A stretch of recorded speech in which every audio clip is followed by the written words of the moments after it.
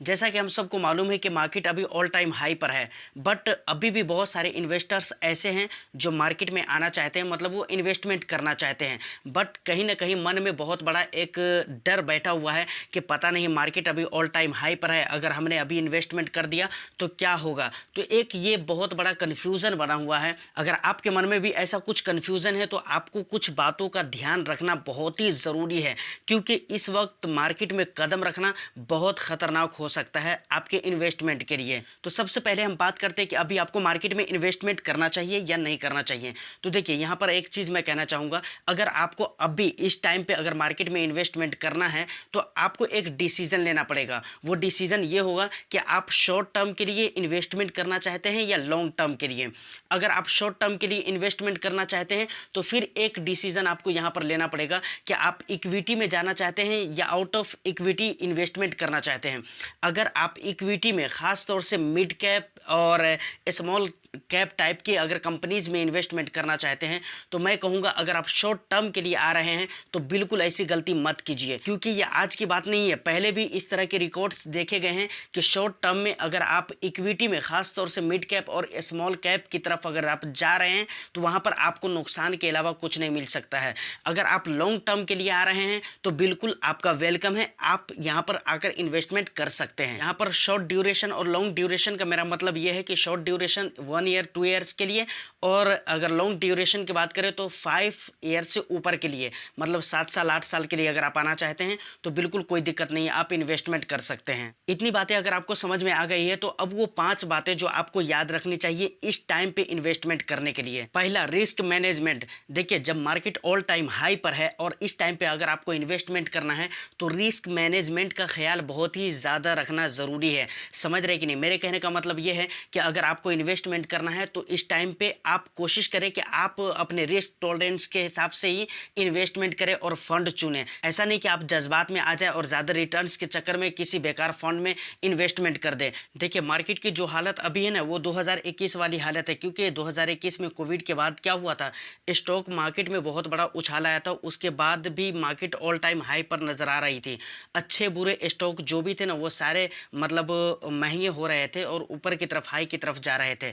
तो जब स्टॉक अच्छे बुरे सारे के सारे हाई की तरफ जाएंगे तो आप समझ सकते हैं फंड्स भी तो हाई की तरफ जाएंगे ना, क्योंकि फंड्स कहाँ पर अपने पैसे को इन्वेस्टमेंट कर रहे हैं, फंड मैनेजर अपने पैसे को तो स्टॉक में ही इन्वेस्टमेंट करते हैं ना। तो यहाँ पर रिस्क को मैनेजमेंट करना बहुत ही ज़रूरी है और अपने रिस्क प्रोफाइल के हिसाब से ही आप फंड का चुनाव करें और कोशिश ये करें कि लो टू मॉडरेट रिस्क जिस भी फंड में है इस तरह के फंड्स को आप चुनें। उसके बाद दूसरे नंबर पे आपको ये ख्याल में रखना है कि डाइवर्सिफिकेशन होना बहुत ही ज़रूरी है आपकी पोर्टफोलियो में। देखिए, जितने भी इन्वेस्टमेंट से रिलेटेड वीडियोज़ बनाते हैं या जो भी एक्सपर्ट को मैंने सुना है अभी तक, तो वहाँ पर डाइवर्सिफिकेशन को बहुत ज़्यादा महत्व देते हैं।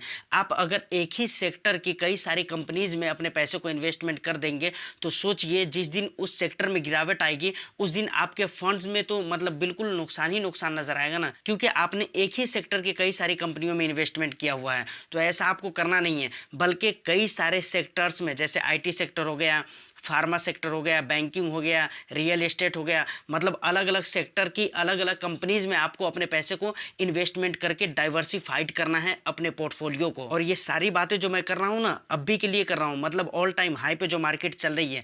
ऐसे और भी टाइम में अगर इन बातों का ख्याल रखते हैं तो बहुत अच्छा रहेगा, लेकिन खास तौर से अभी के टाइम में इन बातों का ख्याल रखना बहुत ही ज़रूरी है। उसके बाद रिसर्च, मतलब आपको किसी भी फंड्स में इन्वेस्टमेंट करने से पहले उस फंड्स के बारे में अच्छी तरह से रिसर्च करना है, फंडामेंटल एनालिसिस करना है। समझ रहे कि नहीं? पास्ट रिटर्न पे आपको ज़्यादातर निर्भर नहीं होना है। बहुत सारे लोग क्या करते हैं, वो ये देखते हैं कि भाई इस फंड का परफॉर्म पास्ट में कैसा रहा है, उस फंड का परफॉर्मेंस अगर पास्ट में अच्छा रहा है तो उसमें फटाफट वो इन्वेस्टमेंट कर देते हैं। ये एक बहुत बड़ी गलती है। ख़ास तौर से अगर नए इन्वेस्टर की बात करूं तो वो लोग तो यही गलती करते हैं, मतलब वो रिटर्न देखकर ही जज कर लेते हैं कि हाँ मुझे इसमें इन्वेस्टमेंट करना चाहिए।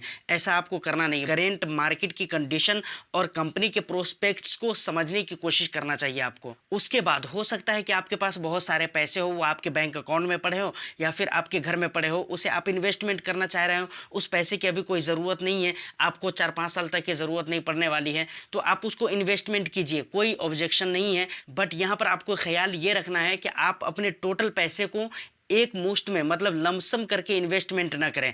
आप कोशिश करें कि सिस्टमैटिक इन्वेस्टमेंट के ज़रिए इन्वेस्टमेंट करें, सिस्टमैटिक प्लान के ज़रिए, एसआईपी जिसे कहा जाता है, समझ रहे हैं कि नहीं? क्योंकि मार्केट के जिस लेवल पर आप लमसम करेंगे ना, उससे ऊपर अगर मार्केट गई तो ठीक है, अगर उससे नीचे मार्केट आ गई ना तो फिर आपका हाल बहुत ख़राब हो जाएगा और रिटर्न के आपको नुकसान भी हो सकता है। लेकिन अगर आप एसआईपी करते हैं तो कभी आपका इन्वेस्टमेंट लो पर होगा, कभी हाई पर होगा, कभी लो पर होगा, कभी हाई पर होगा। आप मंथली एसआईपी कर सकते हैं, क्वार्टरली कर सकते हैं, लेकिन कीजिए एसआईपी ही। आपको यहाँ पर इससे टाइम में लमसम करने की कोई ज़रूरत नहीं है। उसके बाद आता है एक बहुत ही ज़रूरी पॉइंट, मतलब फाइनेंशियल एडवाइस आपको लेना चाहिए। देखिए, अगर मार्केट के बारे में बहुत कुछ आप नहीं जानते हैं या फिर ज़्यादा दिन से आप मार्केट में नहीं हैं, नए हैं या पुराने भी हैं, बट आपको इतना नॉलेज नहीं है मार्केट के, इतनी समझ नहीं है, तो आपको फाइनेंशियल एडवाइस किसी न किसी से लेना चाहिए। किसी न किसी फाइनेंशियल एडवाइज़र से आपको एडवाइस लेना चाहिए।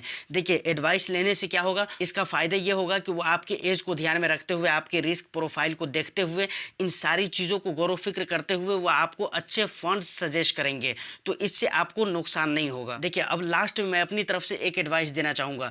देखिए, हर इन्वेस्टर की अलग एक अपनी सिचुएशन होती है, समझ रहे हैं कि नहीं? मतलब ऐसा नहीं है कि हमारी जो सिचुएशन है वही आपकी सिचुएशन हो सकती है, ये ज़रूरी नहीं है। तो मतलब किसी के देखा देखी से आप फंड्स में इन्वेस्टमेंट ना करें, फंड्स का सिलेक्शन ना करें।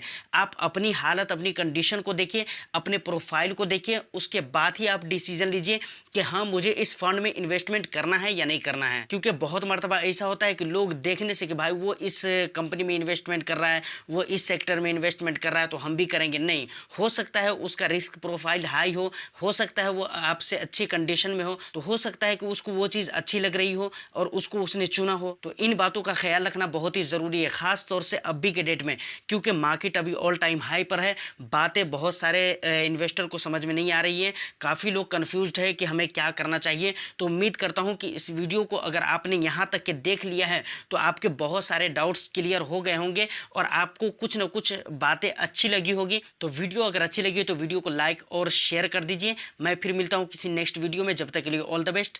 Thank you for watching.